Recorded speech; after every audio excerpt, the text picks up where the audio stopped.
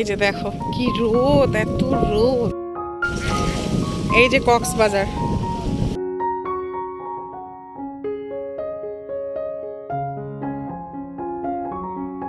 আসসালামু আলাইকুম এভরিওয়ান, সবাই কেমন আছো?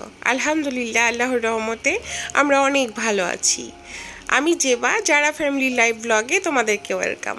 বরাবরের মতো নতুন আরেকটা ব্লগ নিয়ে আমি চলে এসেছি তোমাদের সঙ্গে অনেক কিছু শেয়ার করার জন্য, মনে না বলা অনেক কথা বলার জন্য। সো সকাল থেকে আমি ব্লগটা স্টার্ট করে নিয়েছি, আর আজকে সকালে নাস্তা দেখতেই পাচ্ছ, মার হাতের গরম গরম পরোটা। আর গত ব্লগে নিশ্চয়ই তোমরা দেখেছো যে আমি মাংস পিঠা বানিয়েছিলাম, আর যারা দেখো নাই তারা অবশ্যই দেখে আসো। তো এটা হচ্ছে সেই মাংসর ঝুড়ি, একটু বেঁচে গিয়েছিল, সেটাও নিয়েছি নাস্তার টেবিলে। আর হচ্ছে যে আলু ভাজি, আর ওটা হচ্ছে মুরগির মাংস। আর বাচ্চারা যেহেতু নাস্তা করছিল, আমি একটু সিরিয়াল দেখছিলাম আর নাস্তাটা করে নিচ্ছিলাম। আই হোপ যে আজকের ব্লগটা তোমাদের পছন্দ হবে। আজকের ব্লগে অনেক নতুন কিছু তোমাদের সঙ্গে শেয়ার করতে যাচ্ছি। আর কোথায় যাচ্ছি, হঠাৎ করে কেমন করে এই এত দূরে গেলাম আসলে। সো ব্লগটা দেখতে থাকো, তাহলে তোমরা বুঝতে পারবে। আমি কিন্তু তোমাদের সঙ্গে সব কিছু শেয়ার করার চেষ্টা করেছি।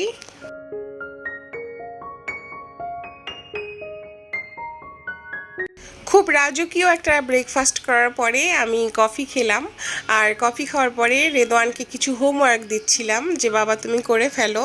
আসলে এই যে সকাল থেকে আমি ব্লগটা স্টার্ট করেছি, বিলিভ মি আমাদের তখনও প্ল্যান ছিল না যে আমরা কোথাও যাব। একটা সেকেন্ডের জন্য ভাবি নাই যে আসলে আমাদের যাওয়া হবে। আর দুপুরবেলা হয়ে গিয়েছে, দুপুরে আজকে রান্না হচ্ছিল লাউ দিয়ে চিংড়ি। লাউ দিয়ে চিংড়ি কিন্তু অনেক একটা মজার খাবার। আর রান্না হচ্ছিল পুঁটির মাছ দিয়ে বেগুন আর আলু দিয়ে ঝোল। আমরা যারা বাংলাদেশি তারা কিন্তু এমন দুর্যোগের মধ্যে আমাদের দিনকাল কাটছে, বিশেষ করে ঢাকাবাসীর জন্য। ভেবেছিলাম এই বুঝি সব কিছু ঠিক হয়ে গেল, কিন্তু ঠিক হয়েও হচ্ছে না ঠিক। যদিও জানি না আসলে কবে সব কিছু নর্মাল হবে। বাচ্চাদের স্কুল অফ আছে, আর জীবনটা একদম মনে করো অগোছালো হয়ে গিয়েছে। সব মিলিয়ে আসলে হতাশায় ভুগছি আমরা সবাই। আর বিশ্বাস করো যে ঢাকা শহরের তুলনায় অন্য জেলায় কিন্তু এগুলো অনেক কম। যদি আসলে নিউজ না দেখো তাহলে কোনো কিছুই বুঝতে পারবে না। তবে এই কয়েকদিন আতঙ্কের মধ্যে নিউজ দেখার পরে না, নিউজ দেখার একটা আগ্রহ চলে আসছে যে দেশে বা দেশের বাইরে কোথায় কি হচ্ছে। আসলে একটু ধারণা রাখা ভালো।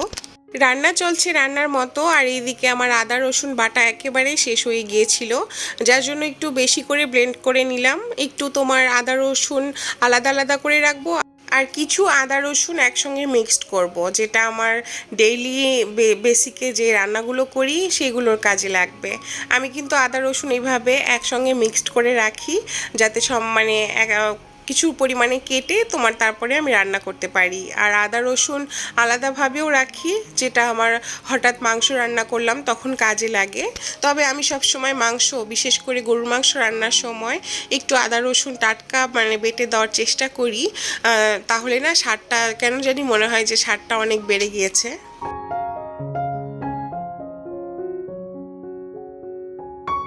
দুপুরে খাওয়া দাওয়া শেষ আলহামদুলিল্লাহ। এটা হচ্ছে যে তোমার সন্ধ্যাবেলা আমার দুই বাচ্চাকে ইভিনিং স্ন্যাক্স কি দিব, পরে নাস্তা দিলাম, চিকেন রোলগুলো ভেজে দিচ্ছিলাম যে তারা কিছু খাক আর খেলাধুলা করুক, কেননা বাচ্চারাও না বাসায় বসে বসে খুব বোরিং হচ্ছিল। অনাকাঙ্ক্ষিত কিছু ঘটনা আছে যেগুলো আমাদের জীবনে কিন্তু প্রতিনিয়তই ঘটে যায়। আর আমি কেন এই কথাটা বললাম, আসলে আমি যেটা ভেবেছিলাম না সেটাই হচ্ছে। তার জন্য আমি এই যে ইভিনিং স্ন্যাক্সগুলো তাদের জন্য রেডি করছি, এই মুহূর্তেও কিন্তু আমি জানি না যে আমি কোথাও যাব। আসলে হঠাৎ করেই প্ল্যান হয়েছে, যার জন্য আমাদের হঠাৎ করেই প্রিপারেশন নিয়ে আমাদেরকে ঢাকা থেকে দূরে যেতে হলো। এটা হচ্ছে কপাল। আসলে তোমার কপালে যেটা থাকবে সেটা হবেই। আসলে দেশের পরিস্থিতি যেই রকমই হোক না কেন, সো আমাদের একটা ভয় ছিল যে এই রকম পরিস্থিতিতে কোথাও যাব, আসলে একটা টেনশনও কাজ করে, কেননা অনেক দূরের জার্নি। তখন ভাবছিলাম যে না, যাব না, পরে আবার হয়ে গেল। আসলে মনটাকে মানালাম যে ঠিক আছে যাওয়া যাক। পরে যাই হোক, তোমার একদম খুব তাড়াহুড়া করে আমাদেরকে প্রিপারেশনটা নিতে হয়েছে। আর এটা হচ্ছে রাতের বেলা, আমি যখনই জানতে পারি যে হ্যাঁ আমরা সকালবেলাই তোমার প্রায় অনেক সকালেই রওনা দিব, যার কারণে রেদওয়ানের বাবার জন্য ফ্রিজে ছিল এটা কোরবানির গরুর হচ্ছে কলিজাগুলো। তো আমি ভাবলাম যে তার জন্য আমি এই মুহূর্তে কী রান্না করব, কলিজাগুলো ভুনা করে রেখে যাই, তারপরেও সে 2 দিন একটু একটু করে খেতে পারবে। সাথে যদি কিছু ভেজিটেবল বা ডাল সে রান্না করে নেয় আরামসে সে 2 দিন খেতে পারবে। ওই যে বললাম আগে থেকে প্ল্যান করা থাকলে তোমার প্রত্যেকটা জিনিস সুন্দরভাবে অর্গানাইজ করে রেখে যাওয়া যায় বা প্ল্যান মতো কাজ করা যায়। যেহেতু হঠাৎ করে আমাদের প্ল্যান হলো যে আমরা ঢাকার বাইরে যাব, তো সেই ক্ষেত্রে তোমার আমি শুধু আমার হাজব্যান্ডের জন্য একটাই আপাতত কলিজা ভুনা করে রেখে যেতে পারছিলাম। তো আমার রান্নাটা শেষ, আর এই মুহূর্তে আমাকে আবার লাগেজ গোছাতে হবে, আবার বাচ্চাদের একটা প্রিপারেশনের বিষয় আছে। আর কোথায় যাচ্ছি, যারা এখন পর্যন্ত আমার ব্লগটা আমার সঙ্গে দেখলে আমি আশা করব তোমাদের ভালো লেগেছে। আর যদি ভালো লেগেই থাকে অবশ্যই একটা লাইক দিয়ে আমার চ্যানেলটা সাবস্ক্রাইব করে আমাদের সাথে থেকো। আর যারা নতুন আমাকে প্লিজ সাপোর্ট করো, ভালোবাসা দিও। আর যারা আমাকে বরাবর অনেক ভালোবাসা দিচ্ছ, আমার পাশে আছো, তাদের প্রতি আমার অনেক ভালোবাসা এবং আমি তাদের প্রতি আসলেই কৃতজ্ঞ। তোমাদের ভালোবাসা পেয়ে কিন্তু আমি অনেক হ্যাপি। রাতে রান্নাবাড়া শেষে আমি আমার লাগেজ আর একটা ছোট্ট ব্যাগ আমি রেডি করে ফেলেছি, আর এটা হচ্ছে সকালবেলা আমি রেডি হয়ে পড়েছি, এদিকে বাচ্চারাও রেডি হচ্ছে। সারা রাত একেবারেই আমার ঘুম হয় নাই, সকালে কিছু খেয়ে নিয়ে এক কাপ কফি খেলাম যাতে একটু ভালো লাগে। আসসালামু আলাইকুম এভরিওয়ান, সবাই কেমন আছো? আলহামদুলিল্লাহ আমরা অনেক ভালো আছি। সো নতুন আরেকটা ব্লগে তোমাদেরকে ওয়েলকাম। আমি জেবা, যারা ফ্যামিলি লাইফ ব্লগ স্বাগত জানাই। সো আজকের ব্লগটা কিন্তু অনেক এক্সাইটিং। কোথায় যাচ্ছি, কী করছি, কেন যাচ্ছি, অবশ্যই শেষ পর্যন্ত দেখো। আই হোপ আজকের ব্লগটা তোমাদের পছন্দ হবে। সো শেষ পর্যন্ত দেখো। সো আল্লাহর নাম নিয়ে আমরা রওনা দিয়ে দিলাম, আর রওনা দেওয়ার সাথে সাথে কিন্তু আমার একটা ভয়ও কাজ করছিল যে কি হয় না হয়। তবে আলহামদুলিল্লাহ পরিবেশটা অনেক সুন্দর ছিল, আর রাস্তায় একেবারে কোনো জ্যাম ছিল না। যেটার ভয় ছিল যে হয়তো কারফিউ চলছিল, মানে অনেক আর্মি টার্মি থাকতে পারে বা বাধা দিতে পারে, বাট সেরকম কোনো কিছুই ছিল না। আর বাচ্চাদেরকে অনেক সকালে উঠিয়েছি, তাদের একেবারে ঘুম হয় নাই, আমারও ঘুম হয় নাই, ওদের বাবারও রাতে কেন জানি ঘুম হয় নাই। তো আসলে একটা টেনশনও কাজ করছিল, অনেক দূরের জার্নি, কি হবে না হবে। তবে আজকের জার্নিটার জন্য পুরোটাই দায়ী হচ্ছে আমার হাজব্যান্ড। আমি যেতে চেয়েছিলাম না, আমার হাজব্যান্ড বলছে যে আচ্ছা ঠিক আছে, বাসও যেহেতু বন্ধ আর ট্রেনও যেহেতু বন্ধ আর প্লেনের তো এয়ার টিকিট পাওয়া ইম্পসিবল, সো আমি তোমাদেরকে দিয়ে আসবো। আর আমি একেবারেই রাজি ছিলাম না, এত দূরের রাস্তা আর তুমি মানে ও লং ড্রাইভ, এত দূর ড্রাইভ করে আমাদেরকে দিয়ে আসবে, এটা আমি একেবারেই রাজি ছিলাম না। কিন্তু আসলে ওর কথা শুনতে বাধ্য হয়েছি, তো যার জন্য আল্লাহর নাম নিয়ে আমরা রওনা দিয়ে ফেলেছি। লাস্ট 2020 সালে আমরা রাস্তায় মানে এই রকম ড্রাইভ করে তারপরে রাজশাহীতে গিয়েছিলাম। হ্যাঁ, আমরা যাচ্ছি রাজশাহীতে, আমার প্রাণের শহর, আমার বাবার বাড়ি রাজশাহীতে। আর রাজশাহীতে হঠাৎ করে কেন যাচ্ছি সেটা দেখার জন্য অবশ্যই ব্লগটা শেষ পর্যন্ত দেখো। আর তাছাড়া অনেক এক্সাইটিং ব্লগ কিন্তু সামনে আসছে। সো আসলে ওদের বাবা এই যে ঢাকা টু রাজশাহী জার্নিটা, এটা আমি একেবারেই চেয়েছিলাম না, তার সাহসেই আমাদের আসা। আলহামদুলিল্লাহ রাস্তায় বিন্দুমাত্র কোনো জ্যাম ছিল না। আর আমি এই যে 4 বছর পরে এই রাস্তা দিয়ে যাচ্ছি, এত পরিবর্তন দেখে আমি জাস্ট অবাক হয়ে যাচ্ছিলাম যে আল্লাহ, মানে আগে কি ছিল আর এখন কি হয়েছে। আর ওরা 2 ভাই তো মনে করো গাড়িতে উঠলেই ঘুমিয়ে পড়ে। তো আজান বাবাও ঘুম থেকে উঠেছে, বড় ছেলেরও ঘুম শেষ, কিন্তু আমাদের কারো কোনো ঘুম নেই। আর আমার না জার্নি পথে একেবারেই ঘুম হয় না, কেন জানি হয় না, মানে টেনশন কাজ করে। আর এটা হচ্ছে যে নাটোরের কিন্তু চলন বিল। আমি বললাম না যে জ্যাম নেই, আর লাইফে ফার্স্ট টাইম এই রকম মনে করো ফাঁকা রাস্তা পেয়েছি, আর এত দ্রুত আমরা রাজশাহীতে যেতে পেরেছি। মাত্র 4 ঘন্টায় ঢাকা থেকে আমরা রাজশাহী গিয়েছি, বিলিভ করা যায়? আমরা যারা রাজশাহীর মানুষ তারা কিন্তু জানি যে ঢাকা টু রাজশাহী জার্নি কিন্তু 6 ঘন্টা 7 ঘন্টা, জ্যাম থাকলে 8 ঘন্টাও লেগে যায়। বাট আল্লাহর রহমতে আমরা এত সুন্দরভাবে এত সেফভাবে রাজশাহীতে পৌঁছে গিয়েছি, আলহামদুলিল্লাহ। তো এটাই হচ্ছে আমার প্রাণ প্রাণের শহর রাজশাহী। আর রাজশাহীর এই রকম মনে করো রাস্তা দেখে আমি তো আরও মুগ্ধ হচ্ছিলাম, কেননা এইগুলো আমি কখনোই দেখি নাই। আর এটা হচ্ছে যে রাজশাহী ইউনিভার্সিটি। আর রাজশাহীর রাস্তাগুলো, বিশেষ করে শহরের মধ্যে রাস্তাগুলো, যেহেতু আমি সবসময়ই প্লেনে করে রাজশাহীতে যাই, আর ট্রেনে গিয়েছিলাম সেই আমার বড় ছেলে জন্মের পরে একবার। সব সময় আমরা যাতায়াত করি প্লেনেই। আর আজকে যেহেতু রাস্তা মানে লং ড্রাইভ করে আসা হয়েছে, সেই ক্ষেত্রে এইগুলো আমার জন্য নতুন ছিল, যার জন্য আমি তোমাদের সঙ্গে শেয়ার করলাম যে আমাদের রাজশাহী শহরটা কতটা সুন্দর। তোমরা দেখতেই পারো রাস্তাগুলো কি সুন্দর গাছে দিয়ে ঢাকা, আর কি সুন্দর ঝাড়বাতি। এগুলো আমার জন্য নতুন, আর যারা রাজশাহী কখনো দেখো নাই তাদের জন্য নতুন, যার জন্য আমি A to Z তোমাদের সঙ্গে শেয়ার করেছি। যদিও আমি ডিসেম্বরে রাজশাহীতে গিয়েছিলাম, কিন্তু ওই যে বললাম না যে আমি সবসময় তোমার প্লেনে যাতায়াত করি, তো প্লেনটা হচ্ছে আমাদের বাসার একেবারে কাছে বিমানবন্দরটা। আর এটা হচ্ছে মেন শহর। আর এই যে পাশে দেখছো এটা হচ্ছে রাজশাহী রেলওয়ে স্টেশন, পাশে বাম পাশে হচ্ছে বাস স্টেশন। এগুলো কিন্তু আমি অনেক দিন পরে দেখছি।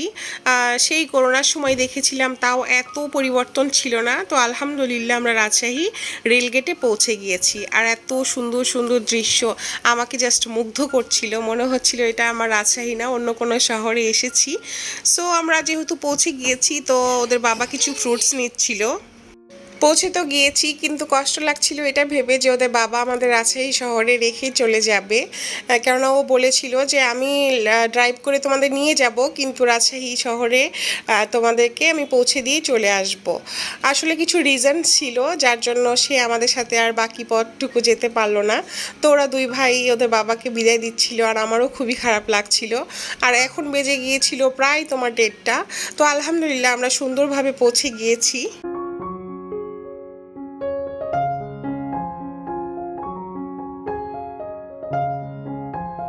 আমি স্বপ্নেও ভেবেছিলাম না যে আমাদের আসা হবে রাজশাহীতে। আর ওদের বাবার জন্য আসলে এটা পসিবল হয়েছে, আর ও এটা আমার জন্য করেছে, এটা আমি জানি খুব ভালো করে। তো আসলে রাজশাহীতে আসাটা একটা খুবই গুরুত্বপূর্ণ কাজ ছিল, যার জন্য এইরকম পরিস্থিতিতেও আমাদেরকে রাজশাহীতে আসতে হয়েছে। তো ওদের বাবাকে বিদায় দিলাম, ওদের বাবা চলে যাচ্ছে, আর আমরা যাচ্ছি আমাদের গন্তব্যে।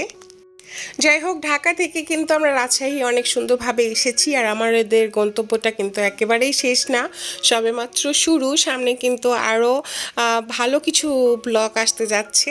যারা আমার সঙ্গে আছো তারা অবশ্যই আমার সাথেই থেকো, আমার চ্যানেলটা সাবস্ক্রাইব করে আমাদেরকে অনেক ভালোবাসা দিও। তো ওদের বাবা চলে গেল, যার জন্য আমার একটু খুব খারাপ লাগছিল। আর এই যে রাজশাহী থেকে আমরা যাচ্ছি এখন কেশরহাট। আমরা যারা রাজশাহীবাসী তাদের জন্য কেশরহাটটা হয়তো বা পরিচিত, আর যারা তোমরা অন্য জেলায় বা ঢাকা শহরের মানুষ আমার ব্লগটা দেখছো, বা দেশের বাইরের মানুষ দেখছো, তারা চেনো না, যার জন্য আমি নামটা মেনশন করলাম। আর এই প্রথম হচ্ছে যে আমি আমার বিয়ের পরে রাজশাহীতে আসলাম, অথচ বাবার বাসায় গেলাম না, আমি একদম সরাসরি যাচ্ছি আমার বোনের বাসায়। আর আমার বোনের বাসায় যাওয়ারও একটা বিশাল কারণ আছে।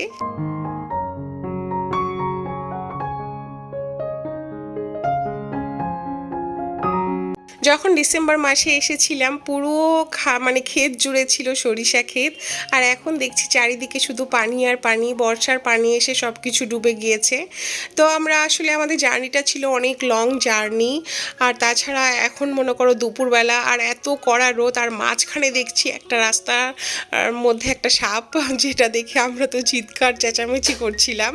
আর আমরা চলে আসছি আমাদের বোনের বাসায়। আর আমার বোনের বাসার যে মানে এত সুন্দর সুন্দর ফসল ছিল গতবার আসার সময়, আর এইবার শুধু আর পানি আর পানি আর পানি।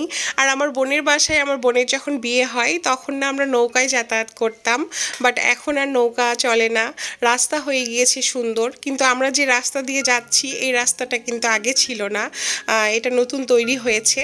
তো আমরা এখানে আসতে আমার মনটা খারাপ হয়ে গিয়েছে। ওই যে আমার দোলাভাই দাঁড়িয়ে আছে, এটা হচ্ছে যে আমার বোনের হাজব্যান্ড।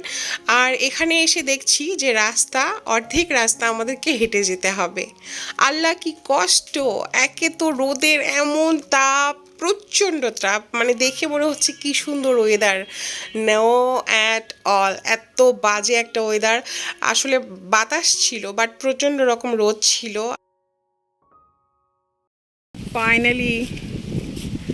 ফাইনালি পৌঁছে গিয়েছি। ফাইনালি তো চলে আসছো। এবার করা জার্নির মতো মানে কখনো এরকম জার্নি করিনি আমার রাজশাহীতে।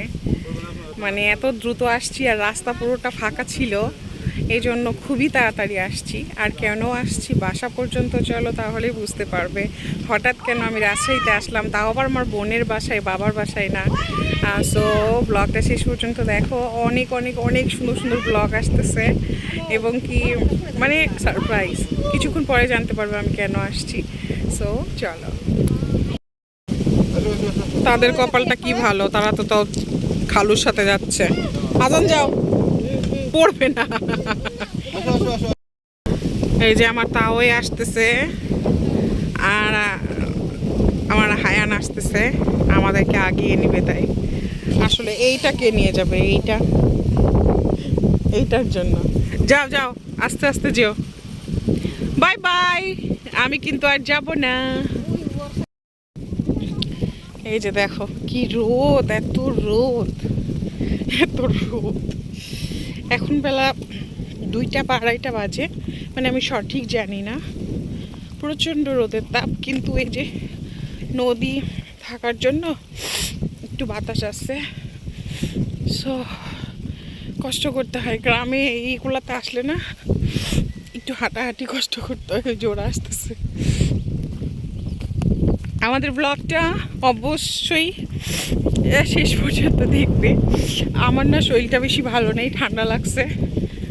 আর ভিডিওর যে কোনো একটা পার্ট যদি ভালো লাগে, যারা নতুন বন্ধু তারা অবশ্যই চ্যানেলটা সাবস্ক্রাইব করে আমাদের সাথে দেখো। সো দেখতে থাকো, বালু আর পাথরে মানে ভরা রাস্তা। ওই কি গো, তুমি তো নতুন বর সাজছ, আরো বিয়ে দেওয়া হোক। তা ওই আমার তা ওই মাথায় লাগেজ নিছে। ইস রে, ভ্যানিটি ব্যাগও দিয়ে দিয়েছি। ওরে বাবারে, বাবারে রোদের কি তাপরে, কি সুন্দর দেখো। গতবার আসছিলাম তাও খালি শুকনা আর শুকনা, আর এবার শুধু পানি আর পানি। খুব সুন্দর হয়েছে। তাই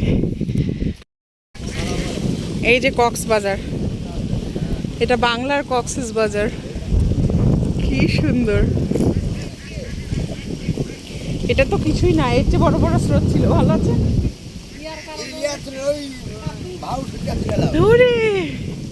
দেখছেন, মনে হচ্ছে কক্সবাজার।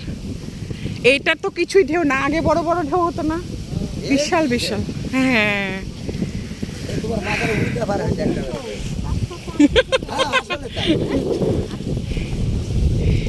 খুব সুন্দর, মাশাআল্লাহ, সুবহানাল্লাহ।